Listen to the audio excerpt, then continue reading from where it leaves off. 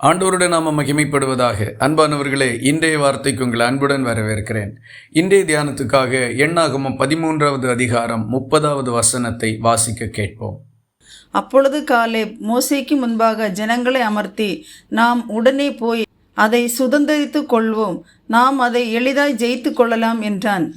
கானான் தேசத்தை வேவு பார்க்கும்படி 12 பேரை மோசே அனுப்பினார். அதில் 10 பேர் அந்த கானான் தேசத்தை குறித்து தவறான செய்தியை எல்லா ஜனங்களுக்குள்ளேயும் பரப்பினார்கள். யோசுவா, காலேப் என்கிற 2 பேர் மாத்திரம் அந்த தேசத்தை குறித்து நல்ல செய்தியோடும் நல்ல கனிகளோடும் வந்தார்கள். தேசத்தை குறித்து தவறான செய்தியை பரப்பின ஜனங்கள் சொன்ன காரியம், அங்கே ராட்சத பிறவியான ஏனாக்கின் குமாரர்களை கண்டோம். நாங்கள் எங்கள் பார்வைக்கு வெட்டுக்கிளிகளைப் போல் இருந்தோம், அவர்கள் பார்வைக்கும் அப்படியே இருந்தோம் என்று சொன்னார்கள். இந்த 10 பேருடைய பார்வையும் கானான் தேசத்தில் இருந்த ராட்சத பிறவியான மனுஷர்களோடு தங்களை ஒப்பிட்டு பார்க்கின்ற பார்வையுள்ளதாக காணப்பட்டது. ஆனால் யோசுவாவும் காலேப்பும் சொல்லுகின்ற போது, நாம் அவர்களுக்கு பயப்பட வேண்டியதில்லை, அவர்களை காத்த நிழல் அவர்களை விட்டு விலகி போயிட்டு கர்த்தர் நம்மோடு இருக்கிறார் என்று சொன்னார்கள். 2 தரப்பைச் சேர்ந்தவர்களுடைய பார்வையிலும் தான் வெற்றியும் தோல்வியும் அடங்கி இருக்கின்றது. யோசுவாவும் காலேப்பும் தங்களோடு கர்த்தர் இருக்கிறதையும் அந்த ஜனங்களை காத்த நிழல் அவர்களை விட்டு விலகி போயிருக்கிறதுமான தெய்வீகமான காரியத்தை பார்த்தார்கள். ஆனால் மற்ற 10 பேரும் மாம்சீக பிரகாரமாக அவர்கள் மிகவும் பெரியவர்கள் என்றும் தாங்கள் வெட்டுக்கிளிகளைப் போல இருந்தோம் என்றும் பார்த்தார்கள். இந்த காலை வேளையில நாமும் சிந்தித்து கொள்ளுவோம். நமக்கு முன்னே இருக்கக்கூடிய பிரச்சனைகளையும் சூழ்நிலைகளையும் நாம் எப்படி பார்க்கின்றோம்?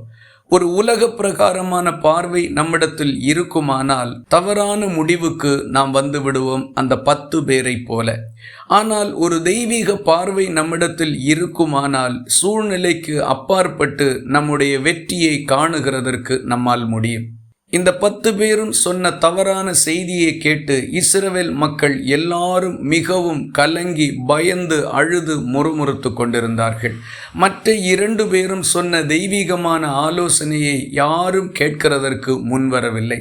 பல நேரங்களில் நமக்கும் இதே தவறு சம்பவிக்கின்றது. நாம் உலக பிரகாரமான விளக்கங்களையும் வியாக்கியானங்களையும் நாம் கவனிக்கிறோமே தவிர தெய்வீகமான ஆலோசனைகளுக்கு முக்கியத்துவமும் முதலிடமும் கொடுக்காமல் போய்விடுகின்றோம்.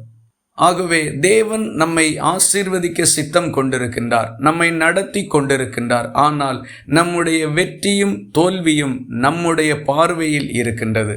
யோசுவாவையும் காலேபையும் போல விசுவாசத்தோடும் தேவ பயத்தோடும் நம்முடைய பாதைகளில் செல்லுவோம். தெய்வீக பார்வையுள்ளவர்களாயிருப்போம், வெற்றிகளை சுதந்தரிப்போம். இந்த வார்த்தைகள் இந்த நாள் முழுவதும் உங்களுக்கு ஒரு ஆசீர்வாதமாய் இருப்பதாக. ஜெபிக்கலாமா? எங்களை நேசிக்கிற அன்பு நிறைந்த நல்ல ஆண்டவரே, நாங்கள் உம்மை நன்றியோடு துதிக்கிறோம்.